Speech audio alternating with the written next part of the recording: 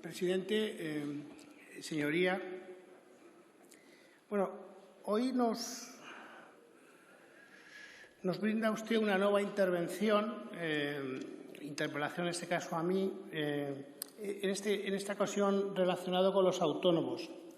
Estaba yo aquí un poco viendo cómo puedo yo responder a lo que me ha planteado usted, que tiene, como es habitual en su caso, tres características. La primera característica de su intervención es utilizar un lenguaje hiperbólico, dramático, bélico, basado en datos falsos, ninguna evidencia que lo sustancie, desinformación continua. Yo he apuntado, porque yo creo que es conveniente recordar, no dejan dormir a los autónomos. ¿Cuándo dejarán de ayudar a los autónomos? Estrujar a los autónomos, liquidar de un plumazo a los autónomos. Combinan ustedes hambre y miseria. Entonces, ahora yo a esto le contestaré dándole la realidad, los datos, los hechos, la evidencia, porque es la forma de contestar a todo esto. Porque es tal la brecha entre lo que dice usted y lo que ha ocurrido que verdaderamente los datos hablan por sí solos, y a eso dedicaré algunos minutos de mi intervención. La segunda característica de sus intervenciones es mezclar cosas de todo tipo heterogéneo que no están muy vinculadas, churras con verinas. Y entonces, ahí ya, por ejemplo, he elegido una, por las distintas cosas inconexas que usted va mezclando en sus intervenciones, que bueno, por buscar a ver cuál podría ser el vínculo entre el aumento de la deuda pública y los autónomos, por dónde lo podía encontrar. Y entonces, yo creo que hay un vínculo claro que está en la propuesta de Vox sobre autónomos, que dice lo siguiente, su propuesta programática sobre los autónomos: cuota 0 euros si los ingresos no llegan al salario mínimo y, superado dicho umbral, una cuota progresiva de 50 euros. Bonificación del 100% de la cuota mientras el trabajador por cuenta ajena esté de baja. Rebajar la cuota de autónomos a 50 euros al mes para todo el colectivo, no solo para las nuevas altas. Suspender sin ningún coste el abono de las cuotas a los autónomos y cotizaciones a la Seguridad Social de empleados de ERTE mientras no se recuperen los niveles anteriores a la crisis. Indemnización directa a los autónomos que tuvieron que cerrar, etcétera. ¿Sabe usted cuál es la relación de todo esto con la deuda pública? Esto supone un drenaje de recursos y de ingresos para la Seguridad Social que o bien significa que estos autónomos no van a tener nunca pensión ni prestaciones, o significa realmente debilitar y hacer la Seguridad Social y hacer que tenga que financiarse con deuda pública. Es que la inconsistencia entre las cosas que dicen ustedes es bestial. Es bestial. Yo leo esto, le oigo a usted cuando hablan de deuda pública, de déficit público, después voy a su programa y voy viendo las cosas que proponen, que todo es exoneraciones, deducciones, gastos por aquí y por allá, y digo, ¿pero qué programa es este? ¿Pero qué programa es este? Aquí el rigor está en la consistencia y, obviamente, el rigor está en la estabilidad de las cuentas públicas y de la Seguridad Social, que es en lo que nosotros estamos. Y, finalmente, el problema que tenemos es que no sé de qué está hablando usted. Es decir, es que el Gobierno no ha hecho ni ha divulgado ninguna propuesta concreta sobre el tema de los autónomos. Y, por lo tanto, todas estas cosas que dice, que hemos dicho, que proponemos y qué tal, no sé en qué se basa.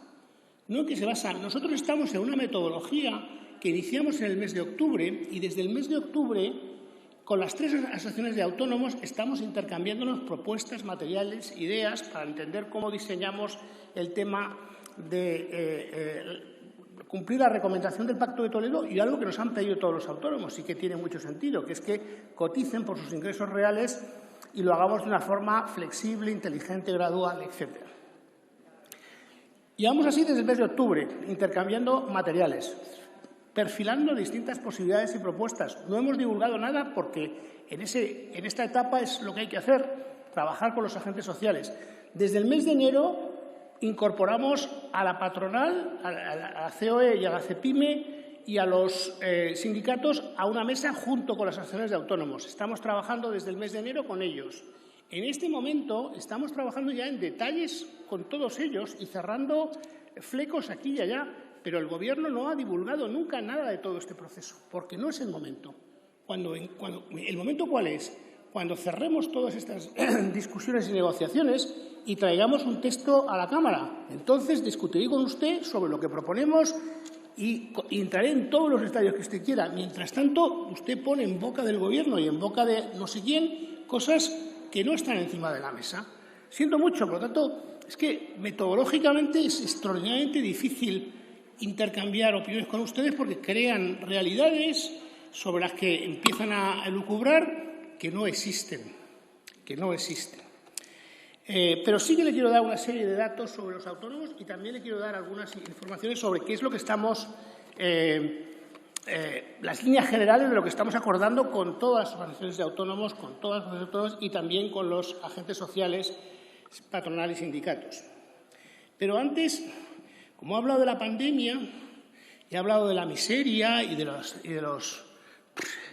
hambre y de la liquidación de los autónomos. Le voy a dar unos cuantos datos. En España hay algo más de 3 millones de autónomos.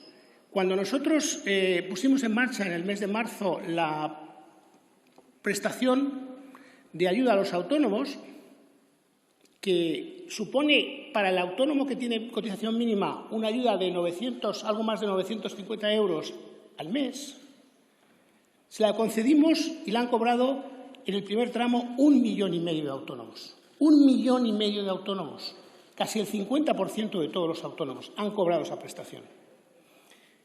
Hoy en día hemos tenido distintas variantes. Por cierto, todos los acuerdos los hemos cerrado con las asociaciones de autónomos, todos.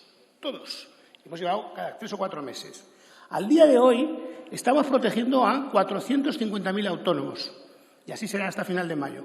Y ahora prolongaremos, y estamos cerrando también con los autónomos, el esquema que va a estar vigente en los 4 meses. Eso supone que hemos transferido y protegido rentas a los autónomos por 10.000 millones de euros. 10.000 millones de euros. Somos el país de Europa que más protección ha tenido a los autónomos. Miren las comparaciones internacionales. Hambre, miseria, liquidación de autónomos. ¿Pero de qué habla usted? ¿En qué mundo vive? De verdad. No solamente eso, sino que los autónomos en este momento, les voy a dar la cifra de ayer, en este momento hay 11.000 autónomos más afiliados a la Seguridad Social que había el 11 de marzo. Vaya a la serie y compruébalo, usted puede rebuscar medias, no sé qué. ¿Usted se cree que después de la pandemia y de todo lo que hemos pasado hay más autónomos activos en este momento y afiliados a la Seguridad Social que justo antes de la pandemia? ¿Eso es compatible con todas estas cantidades de barbaridades que usted ha dicho? No me diga.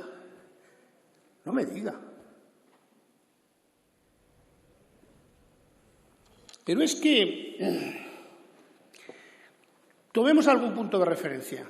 Tomemos la crisis anterior, la crisis que va entre el 2011, a partir de la anterior crisis, el Gobierno del Partido Popular del 2011 al 2018. ¿Usted sabe, 16 meses después, cuántos autónomos habían perdido su trabajo? 240.000. Ahora 11.000 más, 240.000. ¿Usted sabe la protección que hubo en ese periodo para los autónomos? Cero. Ahora 10.000 millones de euros en exoneraciones y en protección.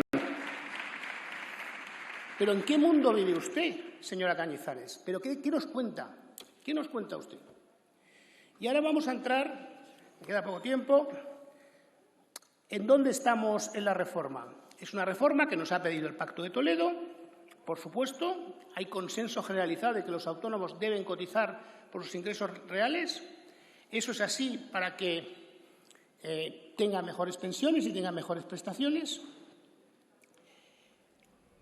Cualquier modelo que tengamos encima de la mesa va a ser absolutamente neutral desde el punto de vista recaudatorio. Esto no tiene ningún interés recaudatorio en ningún caso.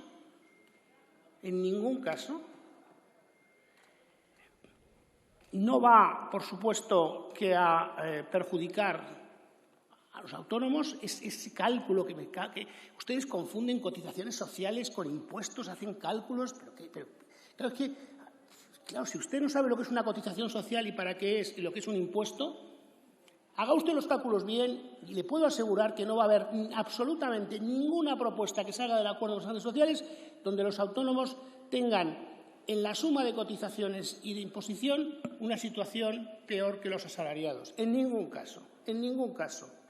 Por mucho que estrujen ustedes, no a los autónomos, sino en este caso a los datos. Ahora bien, ¿cuál es el contenido de la reforma? Pues, obviamente, va a haber tramos, hay consenso entre todos, va a haber tramos, va a haber muchos tramos por debajo del nivel actual. Como saben ustedes, ahora los autónomos tienen que cotizar como mínimo unos 285 euros, es la cotización mínima. Va a haber muchos tramos por debajo, porque es que hay 2 de cada 3 autónomos que tienen ingresos. Hemos cruzado los datos con Hacienda, esto no se había hecho nunca. Se lleva proponiendo esta reforma desde el año 2012, pero hasta ahora no se habían conseguido cruzar los datos con la agencia tributaria y hemos constatado que existen aproximadamente 2 de cada 3 autónomos tienen ingresos por debajo del que supone pagar la cuota mínima. Por lo tanto, 2 de cada 3 autónomos con el nuevo modelo van a cotizar menos de lo que cotizan ahora, 2 de cada 3. Y el resto cotizará algo más porque tienen ingresos netos, por supuesto, bien calculados, consistente absolutamente la definición de ingresos netos desde la agencia tributaria con los nuestros, ¿qué se cree usted que hacemos nosotros? Y, por supuesto, haremos un modelo extraordinariamente gradual de adaptación a la nueva situación. Yo creo que donde estamos ahora en las discusiones con las distintas asociaciones de autónomos es justo en eso, la gradualidad del sistema, que en cualquier caso será grande. Muchas gracias. Muchas gracias, señor ministro.